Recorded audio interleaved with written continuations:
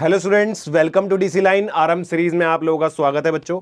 मैं हूं सीएस अनिल और मेरे सीएमए फाउंडेशन के बच्चों बेटा चैप्टर 3 का पार्ट 3 करने जा रहे हैं आज। ठीक है, तो चलिए स्टार्ट करते हैं जल्दी से।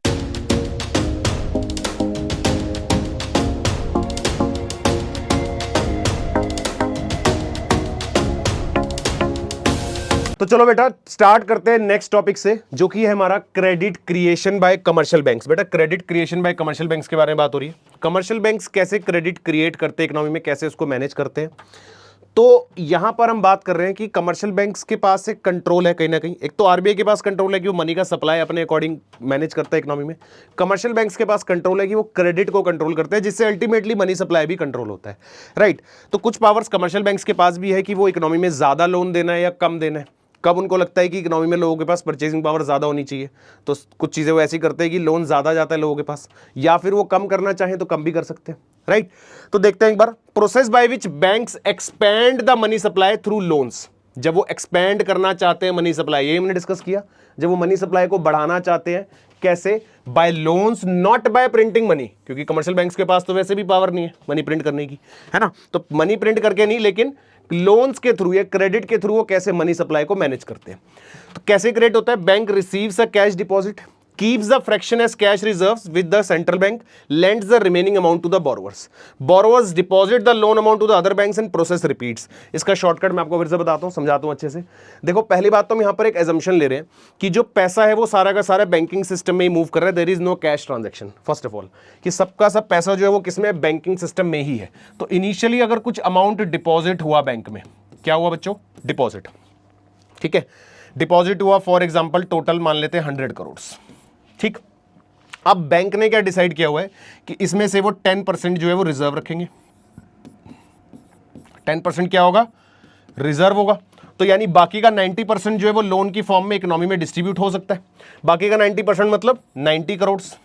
अब ये जब लोन की फॉर्म में जाएगा ना, तो हम ये मान रहे हैं कि ये पैसा किसी ना किसी बैंक में जाएगा, तो बैंक में एक इनकम जनरेट होगी फिर से। मतलब एक बैंक से निकला 90 करोड़, दूसरे बैंक में चला गया। अब वो बैंक भी क्या करेगा? इसका 90% आगे डिस्ट्रीब्यूट करेगा, यानी कि 81 करोड़ डिस्ट्रीब्यूट करेगा लोन की फॉर्म में। तो ऐसे करते करते आगे साइकिल रिपीट होगी। मतलब एक बैंक से पैसा निकल के दूसरे बैंक में जा रहा है, वहां से तीसरे बैंक में जा रहा है। तो बैंकिंग सिस्टम के अंदर ही मनी क्रिएशन हो रहा है और मनी का मल्टीप्लीकेशन हो रहा है। राइट, और इकोनॉमी में मनी सप्लाई इंक्रीज हो रहा है, मनी बढ़ रहा है। राइट, तो इस साइकिल के हम बात कर रहे हैं पीछे। देखते हैं एक बार फिर से क्या बोला हमने कि डिपॉजिटर जाता है, कैसा डिपॉजिट करता है? एक रिजर्व होता है, जिसको रिजर्व को हटाने के बाद जो पैसा है वो लोन अमाउंट में डिस्ट्रीब्यूट हो जाता है, और लोन अमाउंट फिर से किसी ना किसी बैंक में डिपॉजिट हो जाता है, और ये प्रोसेस फिर रिपीट होता है। ठीक है, चलो आगे देखते हैं। ये तो बेसिक था। देखो, इनिशियली डिपॉजिट हुआ 1000 का, 20% रिजर्व रखना था, तो लोन कितना चला गया? 800 का। फिर ये 800 का जो लोन था वो दूसरे बैंक में जाके डिपॉजिट बन गया। 160 का इसमें से रिजर्व हुआ, यानी 640 फिर लोन चला गया। अब ये फिर जाके डिपॉजिट हो गया दूसरे बैंक में, और सेम साइकिल हमारी रिपीट हो गई। तो टोटल क्रेडिट क्रिएट हुआ कितना? Initially deposit divided into 1/CRR। अगर हम कैश रिजर्व रेशियो की बात करें तो टोटल कितना क्रिएट हुआ? देखो, इस फॉर्मूला से अगर आप सॉल्व करोगे बच्चों तो ये आएगा 5000। परसेंटेज था 20%, यानी 1/20% अगर हम ले तो इससे टाइम्स में आंसर आ जाता है। अगर आप इसको सॉल्व करेंगे, मल्टीप्लाई कर देंगे इसको कितने से? इनिशियल डिपॉजिट से, तो आपके पास आ जाएगा कि टोटल हमारे पास कितना क्रेडिट क्रिएट हुआ। 1000 रुपए से टोटल कितना क्रेडिट क्रिएट हो गया। मतलब ये जो लोन की फॉर्म में आप आगे मल्टीप्लाई करते जा रहे हो पैसा, ये टोटल अगर आप करोगे, इसको सॉल्व करोगे तो ये आएगा 5000। ठीक है, यानी कितना हो गया? 5000। ठीक से लिखते हैं इसको जरा, दिस इज 5000। ठीक है, तो ये एक फॉर्मूला हो गया हमारे पास निकालने का। क्रेडिट मल्टीप्लायर को हम कह सकते हैं 1/CRR। अब आपने फॉर्मूला हो सकता है 1/LRR पढ़ाओ, है ना। तो उसके अंदर दो तरह के रिजर्व्स को मर्ज करके ले लेते हैं। ये तो हम उस रिजर्व की बात कर रहे हैं जो सेंट्रल बैंक के पास रखता है कमर्शियल बैंक। एक और दूसरा रिजर्व होता है जो कमर्शियल बैंक अपने खुद के पास रखते हैं। राइट, तो दोनों रिजर्व्स का जो टोटल है उसको हम कंबाइन में बोल देते हैं LRR। ठीक है, लिक्विडिटी रिजर्व रेशियो, जिसके अंदर दो रिजर्व्स आ जाते हैं। कौन कौन से? SLR यानी स्टैट्यूटरी लिक्विडिटी रेशियो, और CRR यानी कि cash reserve ratio. Statutory liquidity ratio जो वो अपने पास रखते हैं, यानी कि विद देमसेल्व्स, जो कमर्शियल बैंक अपने पास रखते हैं। और ये वाला रिजर्व है जो वो आरबीआई के पास डिपॉजिट करते हैं। ठीक है, तो यहां पर हम अभी फिलहाल सिर्फ CRR के पॉइंट ऑफ व्यू से बात कर रहे हैं। आप LRR होगा तो आप LRR भी रख सकते हो नीचे, मतलब टोटल रिजर्व। ठीक है बच्चों, चलो अब इस क्रेडिट क्रिएशन के प्रोसेस में जो हमने समझा अभी, चाहे आप एलआरआर से समझो या सीआरआर से समझो, डजंट मैटर, पर इस क्रेडिट क्रिएशन के प्रोसेस में क्या क्या दिक्कतें हैं, क्या क्या प्रॉब्लम्स हैं। सबसे पहले तो सीआरआर का साइज, अगर जितना ज्यादा ये सीआरआर हो गया, रिजर्व की रिक्वायरमेंट ज्यादा हो गई, तो बैंक्स के पास लोन देने की पावर कम हो जाएगी, यानी क्रेडिट कम हो जाएगा। और इन्वर्स रिलेशन तो ये एक लिमिट है, अगर रिजर्व रिक्वायरमेंट बढ़ गई, बैंक्स ने ज्यादा रिजर्व मांग लिया, तो क्रेडिट क्रिएट उतना हो ही नहीं पाएगा जितना कमर्शियल बैंक करना चाहता है, राइट। लोन अमाउंट जो है वो किस पे डिपेंड करता है, बोरोवर्स की एबिलिटी के ऊपर। जरूरी थोड़ी है कि बैंक जितना लोन ऑफर कर रहा है बोरोवर ले ही लेगा, है ना। बोरोवर कितना एक्सेप्ट करता है depends on the borrower's ability to offer acceptable securities. अब अनसिक्योर्ड लोन जो है वो देना एक रिस्की है बैंक के लिए, तो बैंक सिक्योर्ड लोन अगर देता है तो बोरोवर के पास क्या ऑफर करने के लिए है एज अ सिक्योरिटी, ये भी मैटर करता है। साइज ऑफ कैश डिपॉजिट कितना आ रहा है बैंक के पास, स्मॉलर डिपॉजिट होंगे तो क्रेडिट बेस भी स्मॉलर होगा, ठीक है। Public preference for cash, if people अगर होल्ड कैश कर लेते हैं ज्यादा, तो बैंक का डिपॉजिट ऑटोमेटिकली रिड्यूस हो जाएगा। अगर बैंक का डिपॉजिट कम हो जाएगा तो क्रेडिट भी कम कंट्रोल होगा, यानी लोगों की हैबिट से भी एक क्रेडिट कंट्रोल वाली पॉलिसी में लिमिटेशन, एक फेलियर आ सकता है। सेंट्रल बैंक का कंट्रोल है अल्टीमेट कंट्रोल तो सेंट्रल बैंक का ही है ना। RBI uses tools to regulate the credit. अब कमर्शियल बैंक कुछ भी कर ले, जो हमने फर्स्ट पॉइंट में बात करी, जैसे रिजर्व रेशियो आरबीआई ने अगर बढ़ा दिया, रिजर्व ज्यादा रखना है तो कहां से क्रेडिट ज्यादा होगा, फिर रिजर्व ज्यादा रखना पड़ेगा पहले। तो अल्टीमेट कंट्रोल किसका है, आरबीआई का, तो इसलिए credit creation by commercial bank में प्रॉब्लम आ सकती है, ठीक है जी। Credit control by central bank, अब सेंट्रल बैंक कैसे पार्टिसिपेट करता है, वो तो था कमर्शियल बैंक का कि जो वो रिजर्व रेशियो रख के और जो लोन की फॉर्म में डिस्ट्रीब्यूट करते हैं उससे वो मनी सप्लाई कंट्रोल करते हैं। सेंट्रल बैंक के पास कौन कौन से ऐसे मेथड्स हैं, कई बच्चों ने पहले पढ़े होंगे डेफिनेटली। एक तो हो गया बैंक का रेट, यानी कि सेंट्रल बैंक क्या करता है, lending rate of the commercial banks को बढ़ा देगा। जब बैंक रेट बढ़ा देगा तो मार्केट रेट बढ़ेगा, क्रेडिट की डिमांड जो है वो कम हो जाएगी, लोग ज्यादा इंटरेस्ट रेट पे लोन लेना कम प्रेफर करेंगे। जब इंटरेस्ट रेट ज्यादा होंगे तो लोग कहेंगे अभी रहने देते हैं लोन या कम लेंगे लोन, कहीं ना कहीं लोगों की डिमांड जो है वो लिमिट हो जाएगी, राइट। और इसका ऑपोजिट भी है। सिमिलरली ओपन मार्केट ऑपरेशन में जब गवर्नमेंट सिक्योरिटीज का सेल परचेज होता है उससे भी कंट्रोल हो सकता है। बाय सेल करेगी गवर्नमेंट सिक्योरिटीज को, अगर बाय करेंगे तो इससे इंजेक्ट हो जाता है कैश। अगर गवर्नमेंट ने कोई पहले से सिक्योरिटीज दी हुई है लोगों को, अगर वो गवर्नमेंट उनसे बाय कर ले तो गवर्नमेंट ने फंड्स को इंजेक्ट कर दिया पब्लिक के पास, तो लोगों की डिमांड बढ़ गई यानी क्रेडिट बढ़ेगा। और इसको ऑपोजिट, अगर गवर्नमेंट सेल करती है सिक्योरिटीज तो लोगों से पैसा वो सक कर लेती है अपने पास, तो कैश विड्रॉ हो जाता है, क्रेडिट कम हो जाएगा इकोनॉमी में, ठीक है जी। ये सेंट्रल बैंक की पॉलिसी है। फिर आता है कैश रिजर्व, जो भी हमने बात करी है पीछे, अगर ये परसेंटेज ऑफ डिपॉजिट जो है ये बढ़ जाए तो लेस फंड होंगे लेंडिंग के लिए। अगर बैंक्स ने, आरबीआई ने क्या करा, सीआरआर का जो रिक्वायरमेंट है वो बढ़ा दिया, तो जो लेंडिंग की पावर है कमर्शियल बैंक की वो ऑटोमेटिकली कम हो जाएगी, राइट, तो क्रेडिट कम होगा, ठीक है बच्चों। स्टैट्यूटरी वही जो बैंक्स अपने पास रखते हैं कमर्शियल बैंक, इसको भी आरबीआई बताता है कि कितना रखना है, तो ये वाला भी सेम चीज, अगर ये रेट बढ़ गया तो फंड्स लोन के लिए कम होंगे, क्रेडिट कम होगा। सिंपल है कि नहीं है। उसके अलावा ये जो टूल्स थे हमने जो पढ़े सारे, ये सारे थे बेटा क्वांटिटेटिव, जिसके अंदर हम कोई ना कोई रेट या कोई ना कोई अमाउंट का फ्लक्चुएशन कर रहे हैं, राइट। लेकिन उसके अलावा कुछ मेथड ऐसे होते हैं जिनको हम बोलते हैं क्वालिटेटिव मेथड्स, यहाँ पे कंट्रोल क्रेडिट डायरेक्शंस हम यूज करते हैं। यहाँ पर कोई किसी तरह का कोई परसेंटेज या रेट की बात नहीं कर रहे, ठीक है ना। तो एक यहाँ पर जैसे है मार्जिन रिक्वायरमेंट, ये क्या होता है, set minimum margin for loans against the securities, मतलब जो असेट की वैल्यू है और जितने के लिए लोन सैंक्शन हो रहा है उसके बीच के अमाउंट को हम बोल देते हैं मार्जिन, ठीक है। अगर वो मार्जिन रिक्वायरमेंट बढ़ जाए, ऐसे समझते हैं इसको थोड़ा सा, मान लो एक असेट की वैल्यू है 1 करोड़, ठीक है, और बैंक जो उसका लोन ऑफर कर रहा है वो आपको ऑफर कर रहा है फॉर एग्जांपल 80 लाख रुपीस, तो यानी बीच का जो मार्जिन है वो कितना है, 20 लाख रुपीस है, ठीक है। यानी 20 लाख रुपीस आपको एज अ डाउन पेमेंट देना है। क्या बोला मैंने, एज अ डाउन पेमेंट देना है। अब ये मार्जिन की रिक्वायरमेंट जो है ये अभी 20 लाख है, यानी आपको अभी अपनी पॉकेट से 20 लाख रुपीस देने हैं, तो आपको 80 लाख रुपीस का लोन मिलेगा, तो आप इस 1 करोड़ की प्रॉपर्टी को लेने के लिए एलिजिबल हो।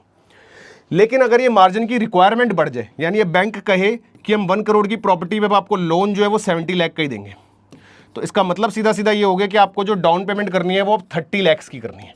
30 लाख की डाउन पेमेंट का मतलब क्या हो गया, एक बर्डन आ गया आपके ऊपर, लोन कम मिल रहा है, डाउन पेमेंट का साइज ज्यादा हो गया, राइट। तो डाउन पेमेंट का जब साइज बढ़ जाएगा तो क्रेडिट कंट्रोल हो जाएगा इकोनॉमी में, समझ रहे हो, इसको बोलते हैं मार्जिन रिक्वायरमेंट।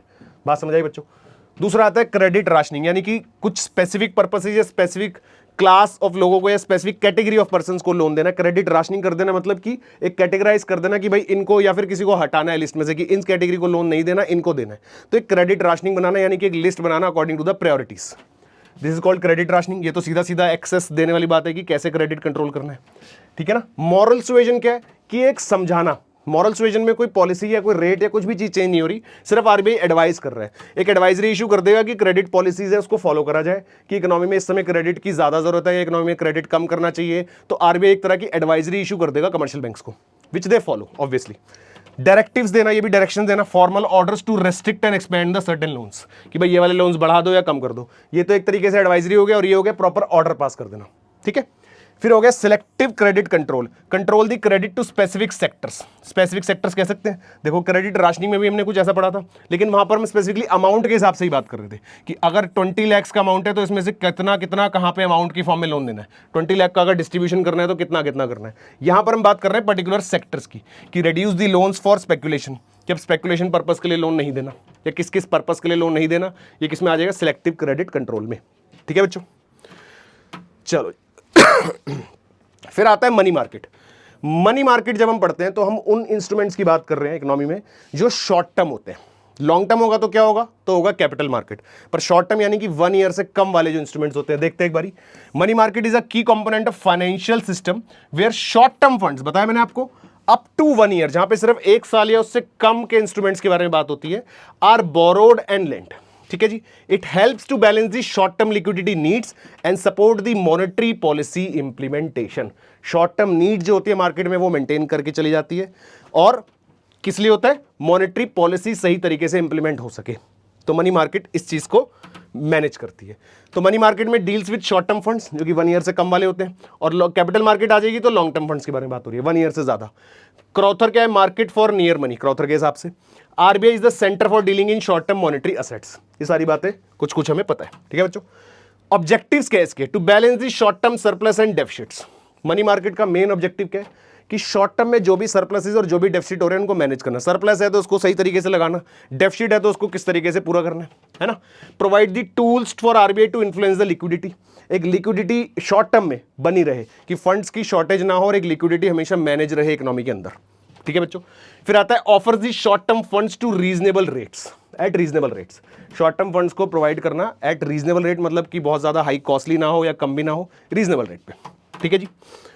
कैरेक्टरिस्टिक्स की बात करें, ये हमने पढ़ लिया, शॉर्ट टर्म बोरिंग्स होती है 1 ईयर से कम वाली। No fixed physical location, phone या electronics, no fix physical location नहीं होती। हाई लिक्विडिटी इंस्ट्रूमेंट्स होते हैं इसमें, मल्टीपल सब मार्केट्स, ऐसा नहीं कि कोई एक बड़ी मार्केट और उसी के अंदर डील हो रहा है, मल्टीपल सब मार्केट्स भी होती हैं।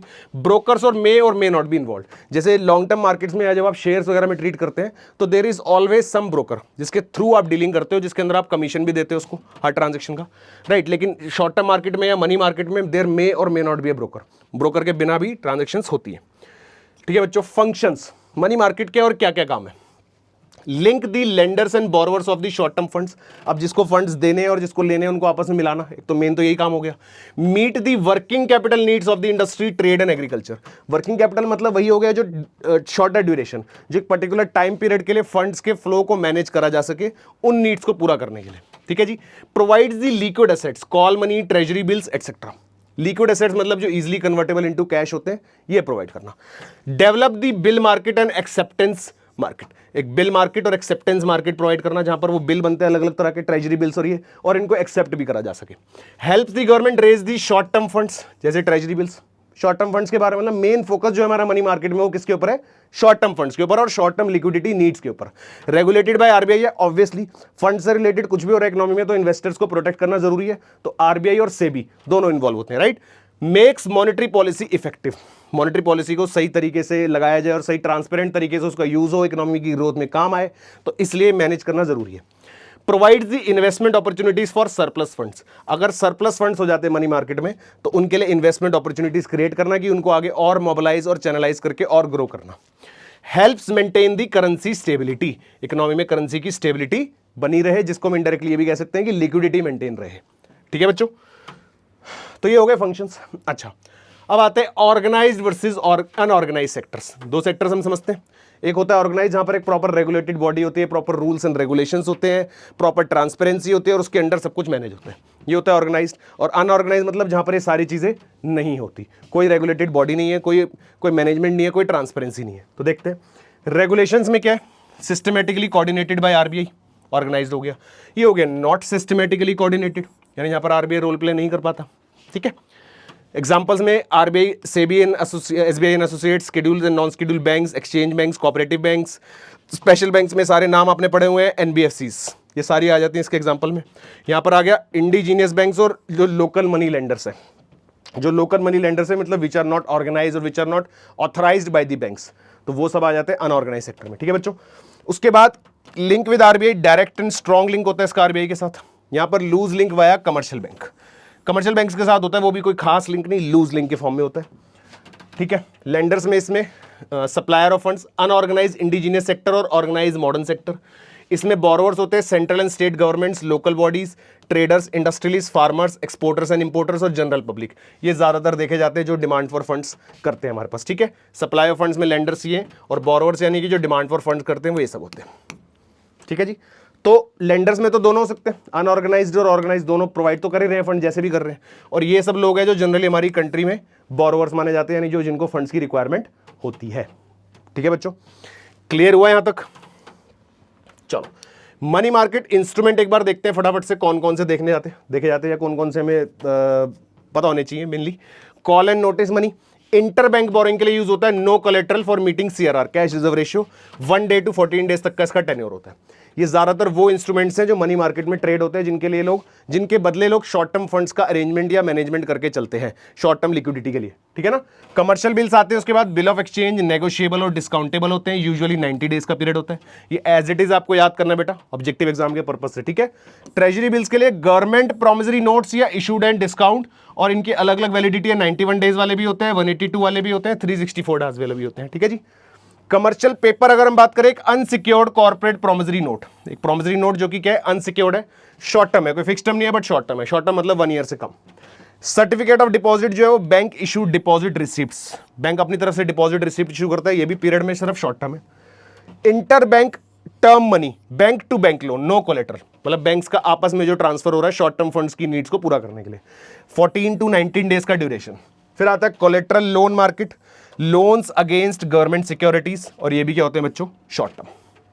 क्लियर है, ये आपको एज इट इज नाम याद करना है, इनके फीचर से ज्यादा टेन्योर वो ज्यादा इंपॉर्टेंट है। ठीक है ना, चलो जी, defects of Indian money market में क्या क्या डिफेक्ट देखे जाते हैं, क्या क्या प्रॉब्लम्स है, क्या क्या लिमिटेशंस कह सकते हैं में देखने को मिलती है मनी मार्केट में। एक तो सबसे पहले डिक्टोनॉमी, यानी ऑर्गेनाइज और अनऑर्गेनाइज सेक्टर की प्रॉब्लम, कि अनऑर्गेनाइज सेक्टर ज्यादा है तो जिसकी वजह से लोगों को हायर इंटरेस्ट रेट पे करना पड़ रहा है, और ऑर्गेनाइज सेक्टर में जो फंड्स का फ्लो आना चाहिए वो नहीं आ रहा। फिर उसके बाद प्रीडोमिनेंस ऑफ ऑर्गेनाइज, हमने बात करी भी, लिमिट्स दी आरबीआई कंट्रोल, तो ऐसा होने की वजह से क्या हो रहा है, आरबीआई का कंट्रोल लिमिटेड हो जाता है।